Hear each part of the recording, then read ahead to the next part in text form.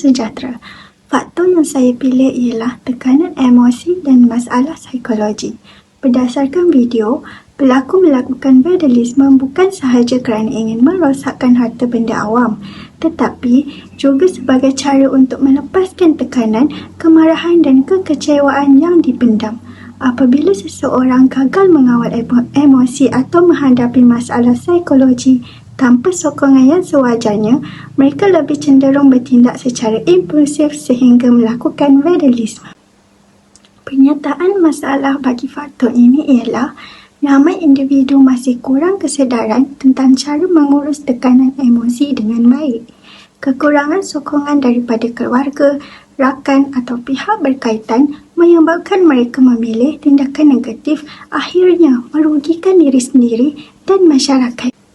Cadangan untuk mengatasi masalah ini ialah menyediakan lebih banyak perkhidmatan kaunseling, memperbanyakkan program kesedaran tentang kesihatan mental serta menggalakkan aktiviti yang sihat seperti bersukan dan program komuniti sebagai saluran untuk mengurangkan tekanan. Kesimpulannya, tekanan emosi dan masalah psikologi boleh menjadi salah satu punca berlakunya vandalisme. Oleh itu, semua pihak perlu bekerjasama dalam memberi sokongan emosi dan meningkatkan kesedaran tentang kesihatan mental supaya gejala vandalisme dapat dikurangkan dan kemudahan awam dapat dipelihara.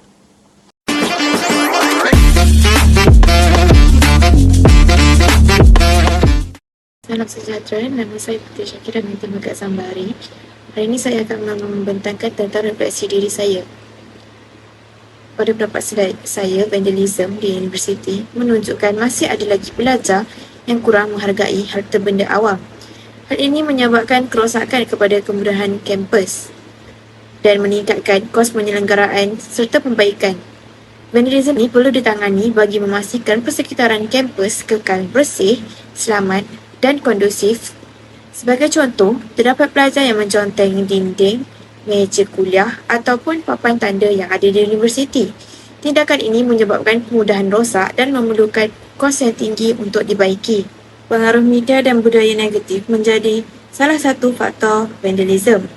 Kandungan media yang memaparkan perbuatan merosakkan boleh mempengaruhi tingkah laku pelajar, sikap ingin tahu dan mencuba mengikut trend negatif meningkatkan risiko vandalisme.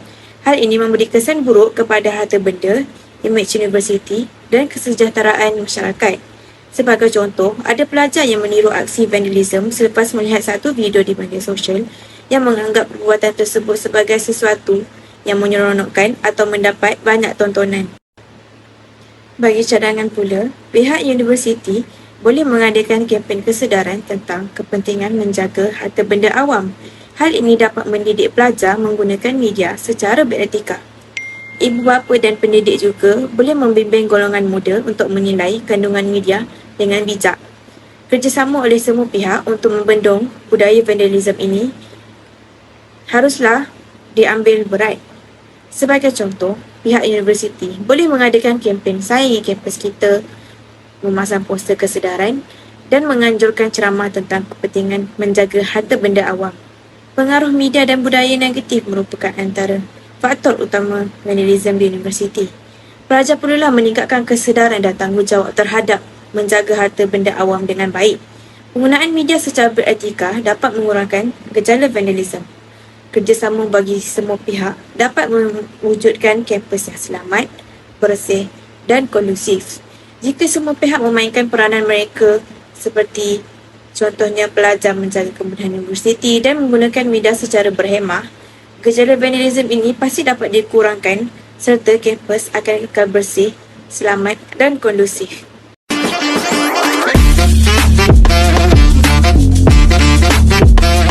Assalamualaikum warahmatullahi wabarakatuh.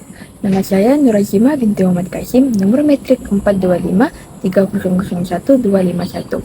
Hari ini saya akan membentangkan tentang punca masalah yang menyebabkan berlakunya vandalisme. Antara faktor punca masalah yang menyebabkan berlakunya vandalisme ialah sikap ingin mencuba atau mencari perhatian. Kebanyakan pelaku terutamanya golongan remaja, melakukan vandalisme bukan kerana mempunyai niat untuk merosakkan harta awam, tetapi kerana ingin mencuba sesuatu yang baru, mengikut cabaran rakan atau menarik perhatian orang sekeliling.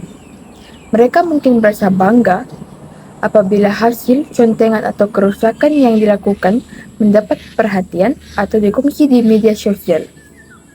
Selain itu, ada juga yang menganggap perbuatan tersebut sebagai satu hiburan atau cara untuk menunjukkan keberanian.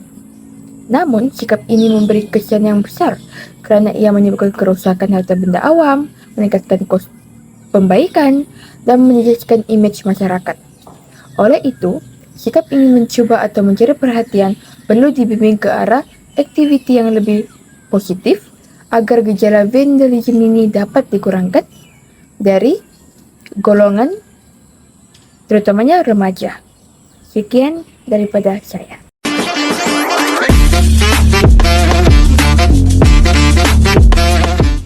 Assalamualaikum dan salam sejahtera. Saya Nur Fazana Aisyah binti Ashri, nombor matrik 42530021. Hari ini saya akan menerangkan salah satu faktor berlakunya vandalisme, iaitu kurangnya kesedaran sivik.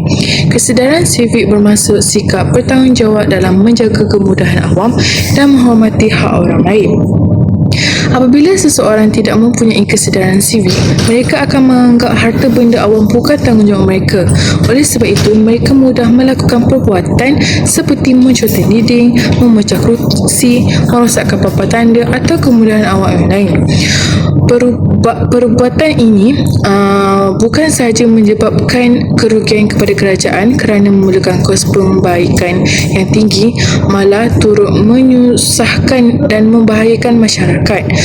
Oleh itu, kesedaran sivik perlu dipupuk sejak kecil melalui didikan ibu bapa, sekolah dan kempen kesedaran supaya setiap individu lebih menghargai kemudahan awam. Kesimpulannya, jika semua pihak mempunyai kesedaran sivik yang tinggi, masalah vandalisme ini dapat dikurangkan. Sekian, terima kasih.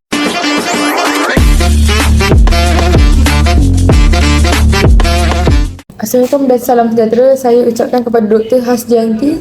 Nama saya Nur Ain Amalina Nafisah binti Zulkarnain dengan memegang nombor matrik 4253000161. Hari ini saya akan membuat refleksi berkenaan dengan faktor yang menyumbang kepada vandalisme, iaitu pengaruh rakan sebaya.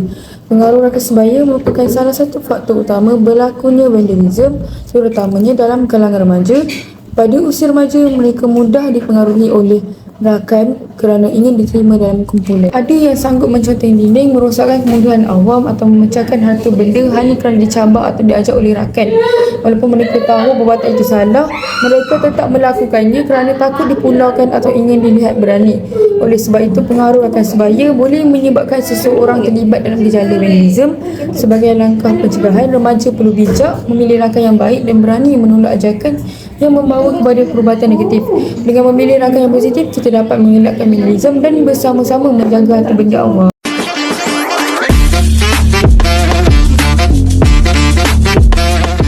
Assalamualaikum dan salam sejahtera. Nama saya Alia Nadira binti Irani Syam, nombor matrik 4253001271.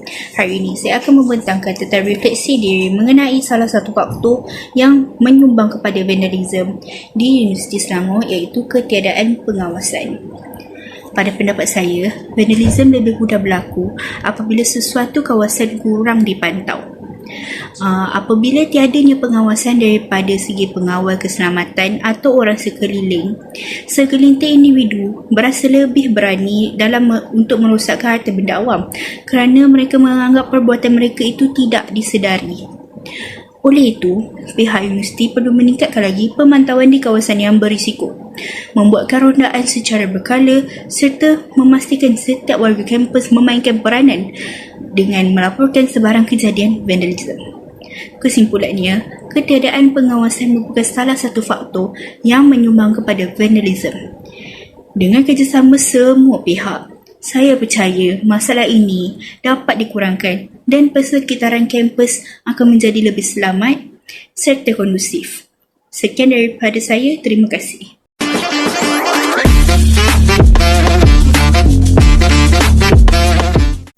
Assalamualaikum warahmatullahi wabarakatuh dan salam sejahtera. Nama saya Nur Saadah binti Abdul Rahman, pemegang kad matrik 4253000171. Melalui pemerhatian dan pembelajaran saya mengenai isu vandalisme, saya menyedari bahawa perbuatan ini bukan sekadar merosakkan harta benda awam tetapi juga mencerminkan sikap dan akhlak seseorang. Vandalisme boleh berlaku dalam pelbagai bentuk seperti menconteng dinding, merosakkan kemudahan awam, mematahkan peralatan atau memusnahkan harta benda yang digunakan oleh masyarakat.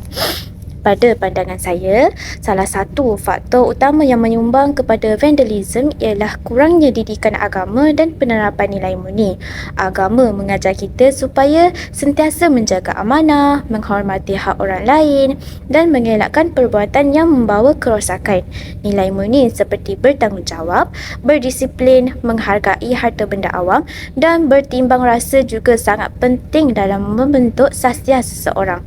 Apabila nilai-nilai ini tidak dipupuk sejak kecil atau tidak diamalkan dalam kehidupan seharian, seseorang mungkin tidak akan berasa bersalah apabila melakukan vandalisme kerana mereka tidak menyedari kesan perbuatan tersebut terhadap orang lain. Refleksi yang saya perolehi ialah perubahan perlu bermula daripada diri sendiri. Saya perlu sentiasa mengamalkan nilai-nilai murni, menghargai setiap kemudahan yang disediakan dan berfikir tentang kesan sesuatu tindakan sebelum melakukannya. Saya juga sedar bahawa mencegah vandalisme bukan hanya tanggungjawab pihak berkuasa tetapi tanggungjawab setiap individu dalam masyarakat. Jika kita melihat perbuatan vandalisme, kita sepatutnya menegur secara berhemah atau melaporkannya kepada pihak yang bertanggungjawab. Kesimpulannya, penerapan didikan agama dan nilai murni merupakan asas penting dalam membentuk masyarakat yang bertanggungjawab dan berakhlak mulia. Dengan adanya rasa kesedaran dan rasa hormat terhadap harta benda awam serta sikap saling menjaga kemudahan bersama, kita dapat mengurangkan gejala vandalisme serta mewujudkan persekitaran yang lebih bersih, selamat dan harmoni.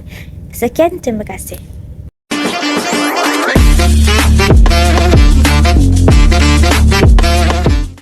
Assalamualaikum dan selamat sejahtera. Saya Siti Aisyah binti Razali memegang ID matris 42530021. Pada pendapat saya, salah satu faktor yang menyebabkan vandalisme ialah kurang didikan dan perhatian daripada ibu bapa.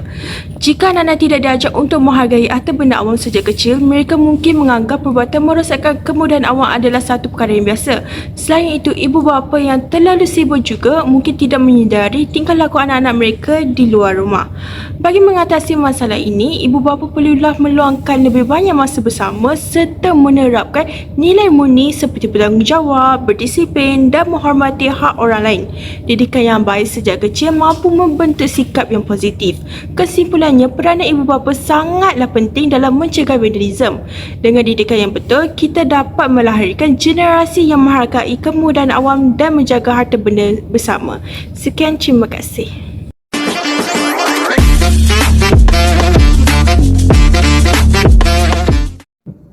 Assalamualaikum dan selamat sejahtera. Saya ucapkan kepada pensyarah saya iaitu Dr. Yanti.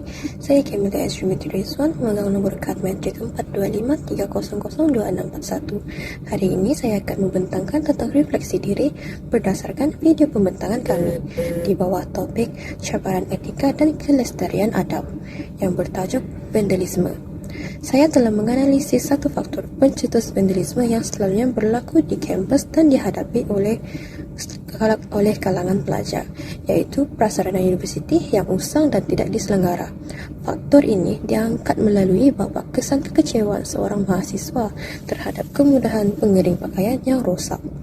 Berdasarkan refleksi saya, tindakan agresif merosakkan mesin tersebut mencerminkan satu cabaran etika yang besar dalam kalangan warga kampus.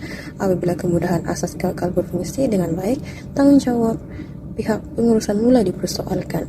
Kesannya, adab dan kawalan emosi mahasiswa runtuh akibat rasa kecewa lalu memadamkan kesedaran sivik yang akhirnya menjejaskan kelestarian persekitaran kampus di mana harta benda yang sepatutnya dinikmati bersama kini telah dirosakkan. Kesimpulannya, kelestarian adab tidak akan mampu dicapai sekiranya ekosistem persekitaran dan emosi mahasiswa tidak dijaga dengan harmoni. Kita memerlukan sistem penyelenggaraan yang cekap daripada pihak universiti dan pada masa yang sama, kematangan etika daripada mahasiswa dalam menepani sebarang kesulitan tanpa merosakkan sebarang prasarana yang ada di dalam sesuatu komuniti. Sekian dan terima kasih.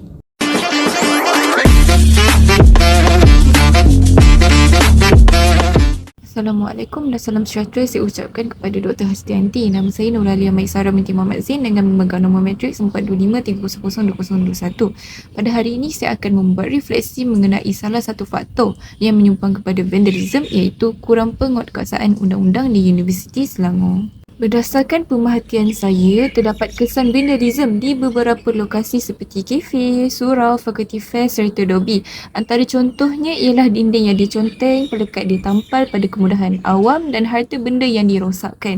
Pada pendapat saya, keadaan ini berlaku kerana penguatkuasaan yang kurang tegas. Individu yang melakukan vandalism mungkin merasakan mereka tidak akan dikenakan tindakan kerana pemantauan yang terhad, kekurangan rondaan keselamatan atau hukuman yang tidak memberi kesan.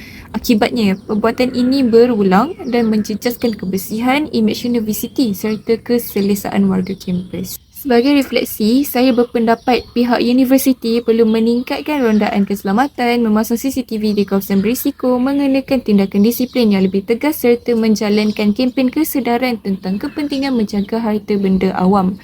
Dengan kerjasama semua pihak, kita dapat mewujudkan persekitaran kampus yang lebih bersih, selamat dan kondusif. Sekian, terima kasih.